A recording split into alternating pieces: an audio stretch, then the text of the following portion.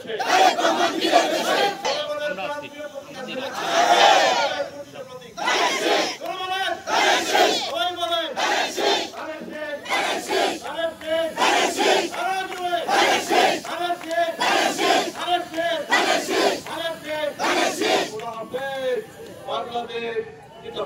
গত 17 বছরে আমরা হাজার হাজার নেতা কর্মীকে হারিয়েছি।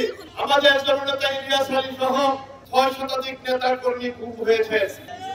এই বিশাল ত্যাগের বিনিময়ে জনগণের মুক্তি পেয়েছেন। আগামী ফেব্রুয়ারিতে নির্বাচন, সকল ষড়যন্ত্র উপেক্ষা করে জনগণের ভোটের অধিকার আমরা ফিরিয়ে আনবো। সবাই ঐক্যবদ্ধ আছেন না ভাই?